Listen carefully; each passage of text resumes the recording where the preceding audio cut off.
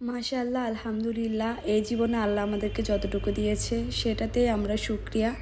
এই শুকরিয়া হয়তো সারা জীবন দিয়েও শেষ করতে পারবো না। আল্লাহ এত সুন্দর একটা জীবন দিয়েছে, একটা এত সুন্দর নেয়ামত দিয়েছে জীবনে, কোনো কিছুরই আর অভাব নাই। নিজের পুকুরে এভাবে তাজা তাজা মাছ খাওয়ার সৌভাগ্য দিয়েছে, আর কি লাগবে জীবনে। শুকরিয়া সব কিছুর জন্য। আর আজকে আমাদের পুকুর থেকে মাছ ধরা হবে, সেই ভিডিওটি আপনাদের সাথে শেয়ার করব। সকাল সকাল এখানে মাছ ধরার জন্য চলে আসছে, তো এখানে মাছ ধরা শুরুও করে দিল। আর মাছ ধরাটা কিন্তু একদমই সহজ কোনো ব্যাপার না, মাছ সবাই ধরতে পারে না। আমার কাছে মাছ ধরাটাই বেশি ভালো লাগে দেখতে, কি সুন্দর করে ওরা জাল মারে। ইচ্ছা করে একটু ট্রাই করে দেখি, জানি না আমি কখনো মারতে পারবো কি না। আর এখানে মাছগুলো ধরে এভাবে পানির মধ্যে এগুলোকে জিপেতে রাখতেছে, কারণ একটু পরে এগুলো তো এমনিতেই চলে যাবে উপরে। এখনও ওগুলোকে একটু শক্ত রাখার জন্য পানি দিয়ে রাখলো, যেন নষ্ট না হয়ে যায়। এখানে আমরা সবাই পুকুরে চারপাশ দিয়ে দাঁড়িয়ে আছি আর দেখতেছি, খুবই ভালো লাগতেছে। একটা ধৈর্য পরীক্ষা মাছ ধরা মানে।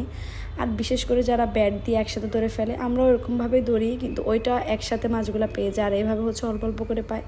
যদিও এখানে দুইভাবে ধরা হবে, ব্যাটও দিব আর ওইভাবে জালও মারবো। ওইভাবে জাল মেরে মেরে মাছ ধরতে কেমন লাগে বলেন তো। একটা দুইটা করে মাছ আসবে আর একটা দুইটা করে মাছ নিব। এভাবে মাছটা ধরে ফেলা। আর অনেক বেশি কাদা ছিল, সবগুলো কাদাকে সরিয়ে এখানে কিছু মাছ চলেও আসলো। আর এখানে এভাবে আমরা জীবিত রাখবো, যেন 5-6 ঘন্টা জীবিত থাকে মাছগুলা। কি যে আনন্দ লাগতেছে, মনে মনে অনেক বেশি খুশি লাগতেছে। আমরা যখন ঢাকা থেকে আসি তখন এভাবে তো মাছ ধরাই হয়। আর অলরেডি বৃষ্টির পানি আসার সম্ভাবনা আছে, যার জন্য মাছগুলো ধরার খুবই চেষ্টা চলতেছে আমাদের মধ্যে। আর এখানে আমরা একটু ভিডিও করতেছিলাম। মাশাআল্লাহ, এই মাছগুলো পেয়েছে, একটু পরে আরও কিছু পাবে, মানে ধরতেছে এখনও। তো জাল দিয়ে এভাবে ঢেকে রাখছে আর একটু পানিও দিয়ে রাখছে। এখানে মাশাআল্লাহ শোল মাছটা বেশি ছিল। আল্লাহ আমাদেরকে যতটুকু দিয়েছে, যতটুকু রিজিকে রেখেছে, এই শুকরিয়া হয়তো জীবনেও দিয়ে শেষ করতে পারবো না। সব কিছুর জন্য আলহামদুলিল্লাহ। আর এখানে একবার ব্যাট দেওয়া হয়েছে, এখন সেকেন্ড টাইম দিচ্ছে। তো পানিটা একদমই কম, আমি যেখানে দাঁড়িয়ে আছি এটা পুরাটাই পানি ছিল, একদম আড়া পর্যন্ত। আর এখন নিচে নেমে আসছে পানি, যার জন্য মাছ ধরতে সুবিধা হয়। একদম পানি কমে গেছে। আর পানিগুলো একদমই কাদা হয়েছিল, যেহেতু মাছ ধরার একটা প্রক্রিয়া চলতেছে। আর এখানে হাঁসের বাচ্চাগুলো টিটি, কত সুন্দর মাশাআল্লাহ। তো এগুলো হচ্ছে একটু ডিস্টার্ব করতেছিল, এগুলোকে আস্তে করে উপরে উঠাই দিলাম। তারপরে এই মাছগুলা অবশেষে ধরা শেষ। এখন আমরা ভাগ করে ফেলবো, যারা ধরেছে তারাও নিবে আর আমাদেরকেও দিয়ে যাবে।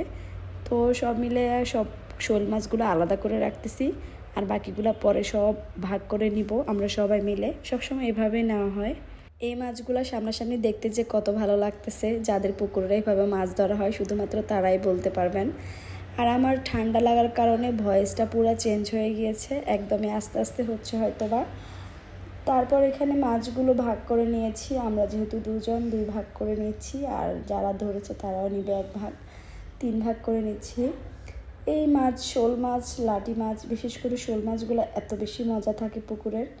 তো এই যে মাগুর মাছ, শোল মাছ, কই মাছ, অনেকগুলো মাছই আছে। ট্যাংরা মাছগুলো আলাদা করে রাখছি, ওই যে বস্তার মধ্যে আলাদা করে ট্যাংরা মাছগুলো রাখা হচ্ছে, ওগুলো পরবর্তীতে ভাগ হবে। আর ওনারা মাছ ধরতেছে, আমার তো মনে হচ্ছে অনেক কাটা দিয়ে ফেলবে, ভয় লাগতেছে। যদিও ওনাদের এটার প্রতি অনেক বেশি অভিজ্ঞতা আছে, যে যে কাজটা করে আর কি। এরকম সরাসরি দেখতে যে কত বেশি ভালো লাগতেছে। এটা তো ফোনে ভিডিও করা ছিল, কিন্তু আমরা যখন একদম লাইভ দেখেছি সরাসরি, তখন বেশি মজা লাগতেছিল। আর এটা স্মৃতি হয়ে থেকে যাবে হয়তো আমার পেজে।